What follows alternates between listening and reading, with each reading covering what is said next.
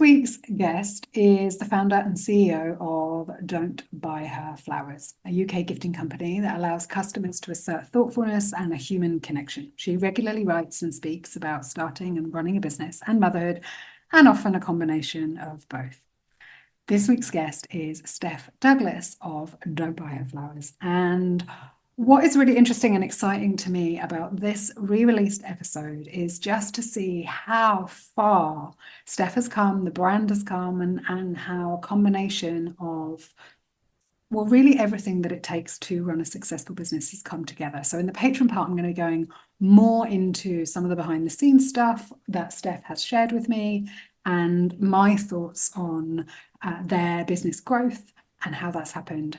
For now, I very much hope that you enjoy this re-released episode from August 2018 and start to think about, how much has changed for her if you know the brand in the last 6 years and the way that their business has evolved and grown, but also the things that have very much stayed the same. What I love about this episode and what I love about Steph is just how clear her values are in everything that she shares. We talk about what it's like to juggle motherhood and a successful business. And we talk about all of it, actually. I very much hope that you enjoy this episode. If you do enjoy it, please do reach out to Steph and to me and let us know.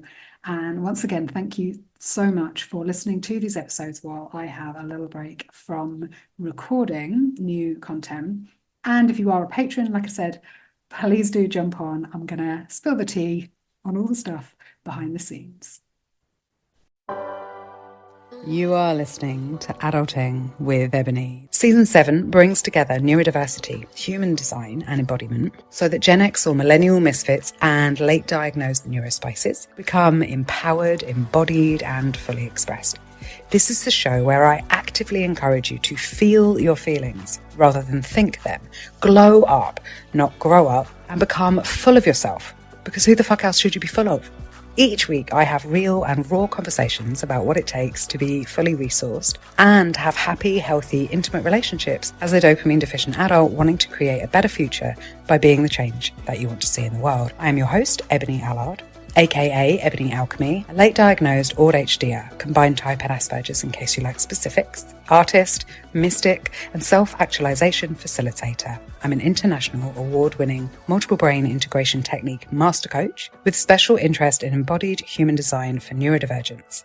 I've been in the personal development, creativity, and entrepreneurship spaces all of my life. And as a 5'2" emotional manifesting generator with a left angle cross of distraction, I am here to help you know what to trust and what to tune out. Each week, I share relatable, practical ways that mean you get to take less responsibility for more reward and safely remove your camouflage for more belonging, acceptance, and fulfillment.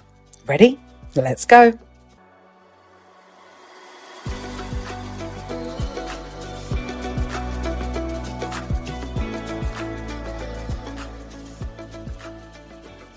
Hello, lovely. Thank you for joining me. How's that going? How much gin, dancing and naps are you getting right now? I'm more into naps at the moment, definitely more into naps. Yeah. It's all okay, it's good. I think the baby is 7 months. I think we're coming out the other side, starting to get more reliable sleep, and that changes everything, I think. Yeah, I got told off by one of my clients recently for being no children privileged, and he was like, you're so sleep privileged, you talk about sleep like it's just this thing that everyone can have. I was like, wow. Okay. It does become an obsession, and I've forgotten because my older two are 5 and 7, so we're out of the baby zone. And then we've come back with a bump, and it's quite a shock, but it's all right. It all passes. What's nice the third time around, it all passes. It's just a phase. Life comes back in some way, shape or form. So which links really nicely to my first question. What does adulting mean to you? So what does it mean to me now? Yeah. I think I thought being an adult would be really fun. So when I was younger, I always wanted to be older. Like my mum would have said, oh, she's 10 going on 20 kind of thing. And I wanted to be a granny. Like as soon as I could pass my driving test, I passed my driving test. All these things felt like that was going to be really exciting. And then you become an adult, and it's quite challenging. I think my 20s adulting was just mostly having fun and pleasing myself. My 30s is definitely harder work, and also you realise how vulnerable people are, how, I guess, faulty quite a lot of people are.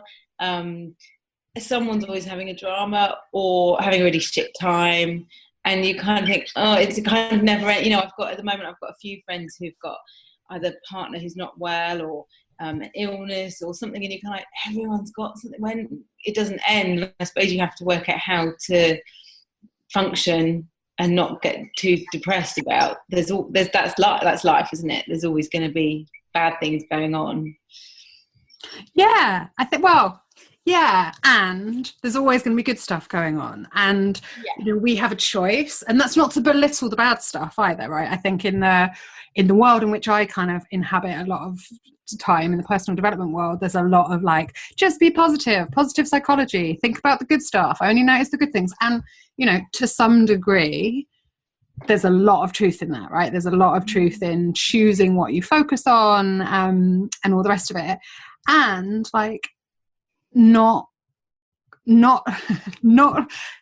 making space for the shadows, and not making space to talk about what isn't working, and how tired you are, and whether a child hasn't slept, and the partner that is sick, and the money that isn't coming in. Like, actually, really adulting is a little bit about taking the rough with the smooth, and I mean, that's probably a really negative way to start, and actually I'm pretty positive. I'm positive and enthusiastic and stuff. I was thinking about it yesterday because I was listening to a podcast with Stephen Fry on Cotton's podcast, and it was talking about people not wanting to share when they're struggling, and because they're ashamed of it, and certain things like being a new mum is a massive one, where people think, well, I'm really lucky, because everyone knows people that can't have children, or and things have gone wrong for them, so you kind of, this is the time where you're supposed to be full of the joys, and at the same time you're hormonal, you're sleep deprived, your relationship's in tatters, like all this stuff's going on. And actually, when you talk about it, you find it's not so bad, because things like relationships, and I've talked about it quite a lot before, but it's really hard. It's hard to, you fall in love with this person, you might have married them, and it's all been about the two of you, and then it kind of suddenly isn't. And I find, especially with 3 kids and a business, I don't have much left to give, so, and the person who suffers the most is my partner. So, and then if they moan about feeling a bit like they've been left to it, you're kind of like, that what? I'm giving my everything to everyone. So, but when you talk about that, you realize that most people anyway, are in that same boat, whether they're kids or not. Kind of relationships are hard. And so I think there's something definitely to be said for being able to talk about it. And it doesn't mean, all the misery. I think finding the funny in stuff as well, because most of it is funny. The ridiculous rows you have are funny. Like last night, it's like, I think I said, oh, your breath smells, which is really mean. And I don't know why. I think he'd had a coffee. I don't like coffee. And Doug looked really hurt. And then he mentioned it again today. And now, in the cold light of day, I'm like, that's quite fun. Like, that's just that's like a kid thing to say to someone, isn't it? Ugh, your breath smells. You don't need to say that to your partner. But at the time, everyone's heightened, emotions. It's not always that easy. And it's one of the things that I love about your Instagram particularly is the comedy of sharing, right? That it does feel like a village, that it does feel like we're in it together. And there is, whatever people say about the internet and social media, that again, there's polarization of like, it's destroying intimacy, and on the other hand, it's really bringing us together and allowing us to find companionship and a place where we don't have to feel ashamed, and where we can share almost with a little bit more ease. And I think there's something in that polarization, right? Like a little bit of everything within moderation, or like being able to just have fun even with the dark stuff. There's a poem, and it's gone out of my head now, but there's about like beauty sometimes being really ugly, and it is like those moments of like lying on the floor covered in sick, staring at each other, just being like, I really love you. Do you know? Oh, and that's why the people who've done it and are further down the line look back and go, oh, enjoy this beautiful, you never get this time back. And you're sitting there going, what? Because it doesn't feel beautiful or enjoyable in the moment, but in time you look back and you go, oh my god, yeah, they were this tiny thing that it was on me and it was beautiful. And so I think hindsight's a clever thing as well. But yeah. Well, and that's the same for business in some respect, right? I have tons of people now who look at the life that I've created and they're just like, oh my God, how did you do it? How did that happen? It's so unfair. There's a lot of projection of like, that must have been easy for you, or you can do it because, and I can't. And like, you must get this as well, right? Like other people, the projections from the outside of like, how easy you make it look now. And it's like, not. No, it's never. I mean, that's not to say it can't be fun, but it wasn't that I certainly wasn't born with a set of instructions that said this is how to live a life of freedom. Someone else doesn't have. I think I found the first couple of years really tough, but I only realised now, so we're 3.5 years in with the business, and I only really realised now how tough it was, in that it was just, it consumed me probably, and also to get something off the ground, you've really got to put your all into it. So I think when people are kind of looking at doing their own thing and you think it gives you flexibility, it's like, well, it gave me flexibility in that if my kid was sick, I didn't have to ring my boss and say, I can't come in, but I still had to get the work done. So you're flexible in that you can work at any time, but in some ways that means you can work at any time, which is a nightmare. So I think, but I think that's just the first couple of years. I think you've got to, I was talking to Millie Kendall, who's one half of Ruby and Millie, and now she's done other things in beauty. And I saw her when I was just 2 years into the business, and it was really interesting because I was kind of like, oh, I think it's just getting, she was like, you've just hit 2 years, haven't you? And she said that I can remember that. That's almost where you've gone, right, this is definitely working. We've got enough growth to bring in other people, so you're not on your own as much, and you've got other people who are responsible, that you can go to and say, have you done X, which feels brilliant when you've done it on your own for a long time. And it was really funny, and now I notice it with other people. It's just that first bit you've got to, and that's where loads of people fail as well. Businesses don't succeed. And there's all sorts of reasons for that, right? Like, I also feel like, and maybe this is telling of where I'm at in it, and so much of it is about mindset and vision and where you're going and all of that stuff. But for me, it also feels like it doesn't necessarily get any easier. I just get stronger. So a bit like going to the gym, when I went to the gym right at the beginning, or, whatever, I would lift a weight and be like, oh, this is really heavy. And a year or so down the line, I'm lifting double the weight. And I'm still going, oh, this is really heavy, because I've shifted what is possible. So right at the beginning, I might have had dreams of making $2,000 a month, let's say, for example. And then as you hit there, and as humans, instead of just going, and now I have enough, I am satisfied. Suddenly it's like, well, what would 5 be like? Or what would 10 be like? And what would 20 be like? And what would it be like to help more people? And we're getting out orders to this many people, or I'm helping this many people. How could we multiply that and make more impact? So, yeah. It's so easy to forget what your milestones were once you hit them, and because you I think that's the one of the trickier things that I've realised from running your own business is that you're never going to be done. You're always looking for the next thing, so you have to stop and go, actually, I've met up with someone recently who started a business similar time as me, didn't have kids and built a team very quickly, and she was saying, we're doing really well, we're still going 3.5 years later, like lots of people aren't. And actually I found an old business plan that I wrote before I started, and I'd written potential competitors in there, people who I thought were in a similar space, and none of them exist anymore. And you kind of go, at the time I felt really, they made me feel nervous because there's other people doing it. They weren't the same, but they had elements of it. And then you go, actually, it's changing all the time. So you can't really look at what other people are doing. You've got to stay focused on yourself, because you've got no control over them, obviously.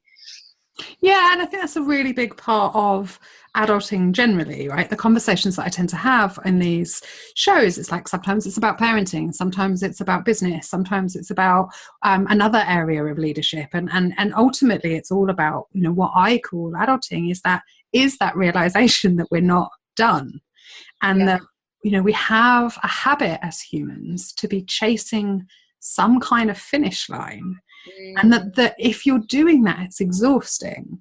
And so if you can find a way, whether that's surrounding yourself by peers who get it, or like coaches, or just generally nice humans, other nice humans who are willing to share their experience with you and do it together, then you can kind of remind each other from time to time to just enjoy the moment. Okay. Yeah, I think having a baby's been quite good because it's meant I've had to stop, you know, and I haven't stopped completely because it's my business and I haven't, you know, there's always something going on. But I did, especially the first few months, I really pulled back, and it meant the team who run the operations like leapt forward in terms of they didn't have me going, have you done this, have you done this? They run completely without me. So in some ways that was really good, because otherwise I was always poking my nose, you know, I was always saying, and what about this, and they didn't need me, it runs without me. But also, yeah, I think that's meant that I've had a bit of a break and nothing's gone horribly wrong, and I want to get back into it because I love it. But it's been a really interesting way of sort of getting a clearer head, and just remembering that there's other stuff going on, you know, otherwise you're thrown into it and that's all you can think about. And that quite often we create scenarios and situations where we are needed, and we tell ourselves that we're not, right? So we tell ourselves that it wouldn't run without me, and they wouldn't know what to do, and they wouldn't know this. And, you know, the people that I've seen get really successful really quickly, or separate themselves from their business, either because a relative's got sick or because of circumstance in some kind of way, and they've needed to exit themselves from the business, have absolutely made it possible. And those who haven't created that kind of urgency,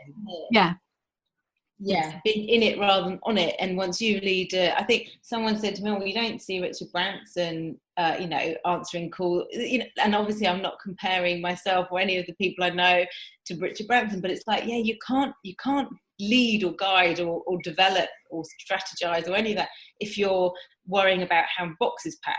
Like, obviously you need to be involved in that, but I was involved in the startup process of that and how it would happen, and then you kind of got to entrust other people to do. I think something that a lot of small businesses or business owners that I've met they don't like giving over their social media. So they're in the nitty gritty of posting, you know, 2 times, 3 times a day, answering DMs and everything else of a business. And that is, and it's a big thing to hand over because it's so entrenched in the personality of your business. Yeah. But if you're doing that, you can't be overseeing, you know, that's real detail. Or for me anyway, this is what I found. So that was something that when I was pregnant, I was like, I'm not going to be able to do that and have a baby. And that's been really good for me to give that over. But like you say, it's that thing, when you're forced to do it, it can help, because otherwise you're too involved in the detail. Well, and so I'm a godparent to a lot of kids, but I'm not a parent, right? So I'm not pretending for a moment that I've lived that experience. However, it's the only other journey like business where the job role changes constantly, right? So when you're starting out, and you do have to wear all of those hats. And so knowing when to hand a hat over or to give it to someone else or to change your job description, like what other job do you, other than being a parent, do you arrive at and someone essentially says to you, this is the job right now, but it's going to change slightly every single day for the rest of your life, right? No, it doesn't happen. Yeah. And I think I found it usually really helpful. It's been other people that pointed things out to me. Like when I was packing boxes, we were 9 months in, I was up to whatever hour packing boxes. And I ended up packing boxes more than I was doing any like promotion and sales and all the stuff, which I was also obviously responsible for. And a friend of mine was like, you're worth more than packing a box. Like, you can get somebody to do that, and it was, oh, but will they do it right? But it's like, of course they can pack a box. If anyone can pack a box, you know, it's not. But it was that was a big step. And every time I've done it, so when we moved out of the house, and we got a head of operations and customer services, each time we've done it, I've gone, I should have done that a few months ago. It's been really interesting, because which isn't a bad thing. You know, you hold on because it's obviously going to cost you financially, and you want to make sure you're steady. But it's never been, oh, I've done this too soon. It's always been, I should have done this a little while ago, because as soon as you do it, you realise that you've already grown into that space, and you needed someone else to do something. Because we grow to fill the space. Like, I talk about this with coaching clients, and people might come to me for coaching, and I might tell them how much the investment is, right? And they will inevitably go and suck in air and go, oh, I can't afford that, right? And it doesn't matter whether it's coaching or a car or a new assistant or a t-shirt. Like, we are built to think that everything is too expensive or dangerous or some kind of a risk for us, right? But then ultimately, when we've made that decision that it is time, and it is a decision, right? It's like, you don't try and pay someone, like, you actually make the decision. They're part of your team, and that it's going to happen.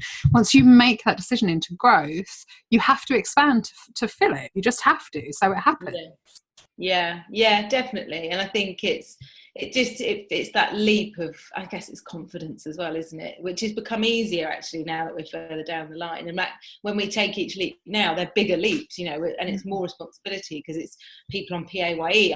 You can't just back out a couple of weeks later. But yeah, it's worth doing. But it's working out so far. And there is that thing, right? Like, there's something, and I feel like this whole episode really is a little bit about this, right? There's something in needing to pay attention to both ends of the spectrum at every given moment, because it is going well and you need to celebrate it, and at the same time it could all fall apart tomorrow, and you need to not focus on that, and but bear it in mind. And there's the kind of there's something if we have a quiet day, I don't do it as much as I used to, but I would almost go catastrophize, like, oh, well, that's probably it. I mean, it's probably just going to all stop, and we're just going to dwindle down less and less each by day for the next week, and then no one's going to ever buy anything from us again. And it's like, no, that's not going to happen. But you do, especially at the beginning, because you can't. So yeah, exactly that. You're kind of thinking, I can't just rest on my laurels. I can't. You've got to keep it moving, but that's not going to happen. You kind of, now we've got 3.5 years of data, you can look at the upward curve of sales and go, right, that's not likely. Well, and so it's not just a happy accident, right? You didn't just will this business into existence. There's a mixture between the mindset piece and the visioning it and planning it out and having hope and putting, the kind of more the things that you can't touch into your business, and then a certain amount of systems and structures and formulas and automation and data analysis that also has to happen. Yeah, definitely. And for me, my biggest, we kind of touched on it, but my biggest thing was realizing that that I have blind spots. That there are areas that I'm like, oh really? We have to pay attention to that. Why? Yeah. And then I get someone in and they're like, oh, I love, I've actually learned also to hire people who love the thing that they're doing, even if I don't, right? I got over the fact that there might be people in existence who like doing things that I don't. And that's been great. Yeah. Well, and hiring people who are better at things than you is because you can't do all of the things brilliantly. Even if you think you can, at some point it all goes horribly wrong. So I think that's a really key. I think I'm really enjoying finding people on specific bits of the business and giving those over feels really good, especially because you start by getting rid of the things that you're least good at or that take up your time that you shouldn't, you should be working on other things. So I'm really enjoying that process now. It sounds like it's all going really well. We've gone from everything's terrible and to it's going amazing. No, I think it'd be good to it's quite frustrating that not having time. So I'm kind of in that point at the moment. I've been juggling, Frank will go down for a nap and it's like, right, I've got 2 hours, and then he wakes up after 20 minutes and I have responsibilities, I've got people waiting for me to respond to something and I don't sit that comfortably with that, because I've always been a worker, I guess, but also I like to get back to people. I'm polite. I would want to, So he starts nursery from tomorrow, which means I have 2 full days a week, and I think I'm going to be so productive, because from going from not having any, time to having that. And I want to kind of be able to get stuck in, but then on those days that I've not got the childcare, to be able to just enjoy him and my other kids and try and get balance back again. I think I'd started really imbalanced. I'd got to a place kind of a couple of years in where it was much more balanced with my relationship and everything else, and then it's kind of gone off again. So it's like you say, it's shifting all the time for the different roles. Yeah. If so I have a lot of clients actually, and probably listeners, who come to me and that's their biggest worry, right? Like, how do I find the energy to do it all? How do I be a good mum and a good partner and a good business? But like, there are too many hats, and I feel worried that I'm going to run out of juice. Like, what's your advice, opinion, perspective on that? I think realising one of the things, and I suppose this is more based on motherhood, but actually it works for anything. You can't do everything you did before and run a business on top. Like, it takes some serious time and energy. And so you can't think that, especially women who maybe start a business from home and they kind of think, I'll just add that into the mix, but they're still trying to create a nutritious meal for when everyone gets home, or, do the Tesco shop, and they're still trying to do all the household shit, which unfortunately is there, like you can't ignore it.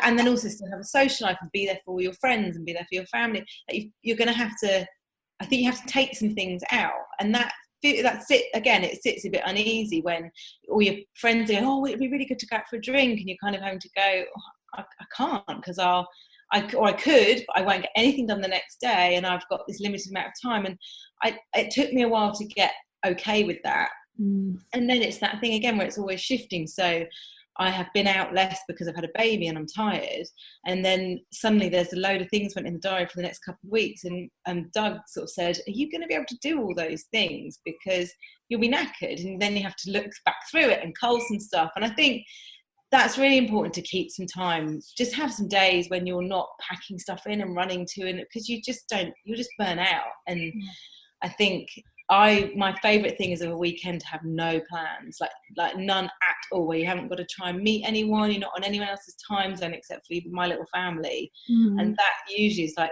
recalibrates everything. And then I can start Monday feeling okay, and I'm not hungover, I haven't had a big night any of the nights, or that's quite important. And that took me a while to work that out. But you'd feel bad if you're like, got friends going, oh, we should meet up. It's that we should, and then they're looking to you to come back with dates, and it's like that's just so much. There's a really good book called Overwhelmed by Bridget Schultz. It's about the ticker tape of stuff that runs along the bottom, like it runs through your brain like the bottom of a news screen. Like it's just constant. So working out what can you just park, rather than I've got to do all of that now. It's like, because it's never going away. That's being an adult. There's a ticker tape, and you've got to work out which of those can you just ignore or drop, or realise when you need to switch it off and go, right. I call that business washing up. So you know how in a house there's just always washing up, right? You can't, as an adult, you can't ever be in a position where the washing up is done. It's never going to be done, right? There's just always, and I also know people who will like, they might finish the washing up and they might have put everything away, and then someone will bring a teaspoon or a cup over, and suddenly they'll be like, oh my God, like, just don't be that person, because there's no point, right? Like, the washing up is endless. People continue to eat. Yeah. People continue to eat and just need a teaspoon for something, or a knife for this, or a cup, whatever, right? It happens, and it's going to be less exhausting in the long run to just let it go, right? Like, make the choice and go, I do the washing up. Go on. These are the things that I found I struggle with when I've got a newborn, as in because I'm tired and my brain, and also I'm at home a lot more. So I said to my husband this morning, so it's interesting that he'd left a plate and a knife just on top of the dishwasher. He left it on top because the dishwasher was full and clean. Yeah. So I was like, oh, you're just leaving that there, and you end up becoming this like, oh. Yeah, no, okay, so I totally get that, but I'm gonna finish this analogy because it's a good analogy, right? You have to just go, that happens twice a day, right? So at one time in the day it will get open, everything will get emptied and put away, and at one point it will get full, whatever, like, and if it needs to happen twice a day, it needs to happen twice a day, but you'll make some kind of rule around when it gets done and then let it go outside of that time. Because if you spent all day long glaring at the washing up or any child who put something on the side, it's just not a good use of your brain space, right? No, it's not, and I think it's yeah, you're right, you're totally right. And the same goes for business stuff, right? I know people who, when they first started working with me, have been like, I just can't get to inbox zero, right? And I know that for myself, I was like, for such a long time, like inbox zero every day was the thing, and then I'd turn around and someone would fucking email and I'd be like, and it's business washing up, right? You just have to let it go. You can't be ruled. You want to know how many emails I've got in my inbox? 3,800 and something. I'm not getting to zero. Like, I'm just starting to try and get through them, and I'm like, I gave up on maternity leave. I was like, I can't get to these. But and that's great. Like, I have rules around you have a great autoresponder, I have a great autoresponder. You just let people know what the rules are, right? In the same way as you let people know what the rules are with washing up. You're like, it's going to happen twice a day. We will, and when things are really bad, it's like, we will wash the plate up when we need it. If that's where you're at, like, allow yourself to create the rules, because there is no adulting rule book, right? So we have to write our own page as we go along in order to cope and to deal. Yeah, definitely. We whizzed through our time, and it's been such a pleasure talking to you. I am going to ask you whether you have an adulting confession. Do you have anything for me? Oh, I should have thought of this beforehand. Adulting confession. Go on, what's the definition? What do you need? Well, it's just finishing the sentence. I'm an adult, but... Oh yeah, I'm an adult, but I'm obviously perfect. That's the problem. Well, I am an adult, but I still let the washing up and the email thing irritate me all of the time. Yeah, the email thing. I'm an adult, but I tell my husband that his breath smells when I'm in a grump. Like that.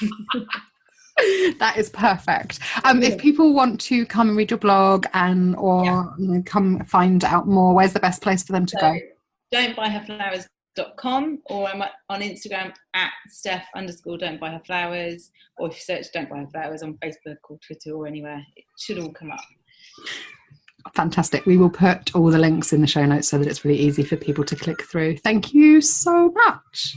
This has been Adulting with Ebonie. I've been Ebonie. You've been great. Thank you so much for all of your support. Please keep listening, liking, rating and sharing so that more people can enjoy and engage with us. If you want even more of me, and more importantly, even more of you in your world, take the next step. Become a patron, a Maven Haven member, get your free human design chart and report, or your compass, aka the value filter, to begin your glow up. Go to www.ebonieallard.com/welcome for more, and I will see you next time.